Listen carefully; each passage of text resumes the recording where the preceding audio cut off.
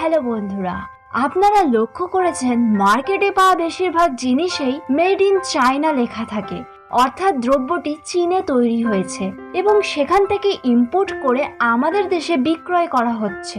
আর শুধুমাত্র আমাদের দেশেই নয়, সারা পৃথিবীর অধিকাংশ দেশেই চাইনিজ দ্রব্যগুলো বেশি সংখ্যায় বিক্রয় করা হয়। বাচ্চাদের ছোট ছোট খেলনা থেকে শুরু করে বড়দের মেশিনগুলিও চায়নাতেই ম্যানুফ্যাকচার করা হয়। আর দামে এত সস্তা হওয়ার কারণে সারা বিশ্ব চীনের এই দ্রব্যগুলোকেই ক্রয় করে। এই কারণেই চীন বিশ্বের কাছে একটা ম্যানুফ্যাকচারিং ফ্যাক্টরিতে পরিণত হয়েছে। কিন্তু কিভাবে চীন সফলতার এই শিখরে পৌঁছেছে, আর ভবিষ্যতে কোনো দেশও কি ওই স্থান অধিকার করতে পারবে? আসলে সারা পৃথিবী চীন থেকে তাদের দ্রব্যগুলো ক্রয় করে, কারণ চীন সেগুলোকে অনেক কম দামে দেয়। চীনের এই দ্রব্যগুলিতে বিভিন্ন ট্যাক্স যোগ করেও যতটা মূল্য হয়, সেটাকে দেশে বানাতে গেলে আরো বেশি টাকা খরচ হবে। এই কারণেই বিভিন্ন কোম্পানি চীন থেকেই তাদের প্রয়োজনীয় দ্রব্যগুলো ক্রয় করাকেই লাভজনক মনে করে। কিন্তু চীন এই জিনিসগুলোকে কিভাবে এত সস্তায় পৃথিবীর কাছে পৌঁছে দেয়? আসলে এর পিছনে একটা নয়, একাধিক কারণ রয়েছে। আপনারা সকলেই হয়তো জানেন, জনসংখ্যার বিচারে চীন পৃথিবীর সবথেকে জনবহুল দেশ। বর্তমানে চীনের মোট জনসংখ্যা 145 কোটির আশেপাশে। আর জনসংখ্যা এত বেশি হওয়ার জন্য চীনের লোকের অভাব হয় না। সেখানে লেবারের সংখ্যা সবসময়ই প্রয়োজনের থেকে বেশি থাকে, আর তাই চীনে লেবার অনেক বেশি সস্তায় পাওয়া যায়। আর জনসংখ্যা চীনের দ্রব্যগুলোর সস্তা হওয়ার পিছনে গুরুত্বপূর্ণ কারণগুলোর মধ্যে একটি। আর চীন শুধুমাত্র জনসংখ্যাই নয়, আকারের দিক থেকেও পৃথিবীর চতুর্থ বৃহত্তম দেশ। আর এটি আয়তনে ভারতের থেকে প্রায় 3 গুণ বড়। আর ফলস্বরূপ চীনে বড় বড় ফ্যাক্টরি এবং ম্যানুফ্যাকচারিং প্ল্যান্ট স্থাপনের জন্য জায়গার কোনো অভাব হয় না। তাছাড়া চীনের ভূখণ্ডে ম্যানুফ্যাকচারিং এর জন্য র ম্যাটেরিয়াল অর্থাৎ কাঁচামাল খুব সহজেই পাওয়া যায়। চলুন বন্ধুরা, এবার আমরা জেনে নিই চীনের ম্যানুফ্যাকচার হাব হয়ে ওঠার শুরুটা কখন এবং কিভাবে হয়েছিল। ইতিহাসে দেখা যায় 1960-এর পূর্বে চীনের অবস্থা খুব বেশি ভালো ছিল না। আর ওখানে বেশিরভাগ মানুষ চাষবাস এবং যে কোনো প্রকারে নিজেদের জীবনযাপন করত। কিন্তু তারপর চীনের সরকার বিশাল আকারে স্টিল ম্যানুফ্যাকচারিং এর কাজ শুরু করে দিল। আর তখন শস্যদ্রব্য ছেড়ে প্রথমবার চীন বিশাল মাত্রায় সারা পৃথিবীতে স্টিল এক্সপোর্ট করছিল। আর এই সাকসেসফুল এক্সপোর্টটি ফাইনাল করার পরে চীন এটা বুঝে গিয়েছিল যে যদি তাদের দেশের দারিদ্রতা দূর করতেই হয়, তাহলে অন্যান্য জিনিসের ম্যানুফ্যাকচারিংও শুরু করতে হবে। আর এই জন্য চীন বড় বড় বিদেশি কোম্পানিগুলিকে নিজের দেশে আসার প্রস্তাব দেওয়া শুরু করে।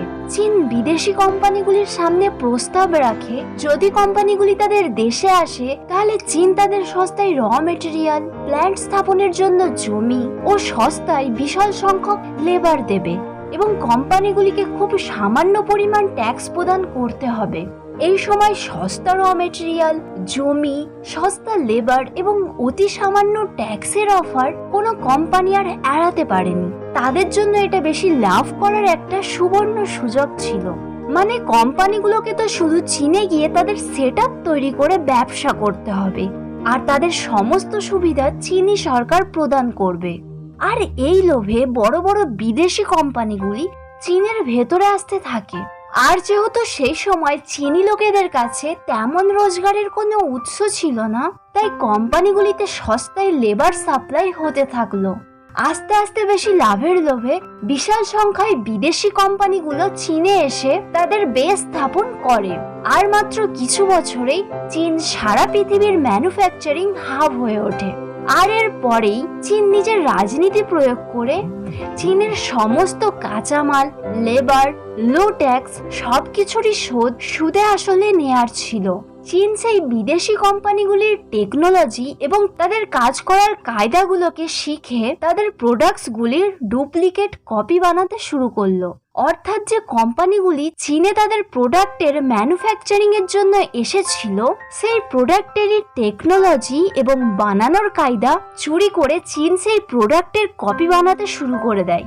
আর তারপরেই সস্তা এবং ডুপ্লিকেট প্রোডাক্টগুলিকে গরিব দেশগুলিতে এক্সপোর্ট করে বিশাল মুনাফা কামাতে থাকলো। এখন প্রশ্ন ওঠে, ভবিষ্যতেও কি চীন এইরকমই সারা পৃথিবীর ম্যানুফ্যাকচার হাব হয়ে বহাল থাকবে, নাকি পরে অন্য কোনো দেশ এই জায়গাটি অধিকার করে নেবে? আসলে বিগত বছরে করোনা মহামারীর জন্য যখন চীনের বড় বড় ফ্যাক্টরিগুলো বন্ধ হয়ে যায়, তখন কোম্পানিগুলো রিয়েলাইজ করে যে তারা চীনের ওপর কেমন ভাবে নির্ভরশীল হয়ে পড়েছে। তাই কোম্পানিগুলো বুঝতে পারে কোনো একটা দেশের ওপর এতটা নির্ভর হয়ে থাকা উচিত নয়, যার ফলে কোম্পানিগুলি অন্যান্য দেশগুলিতে বেস স্থাপনের সুযোগ খুঁজছে।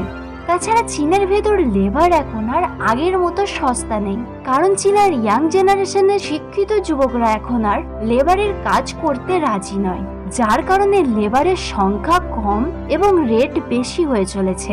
এই কারণে কোম্পানিগুলো এখন অন্য দেশে প্রবেশ করতে চাইছে।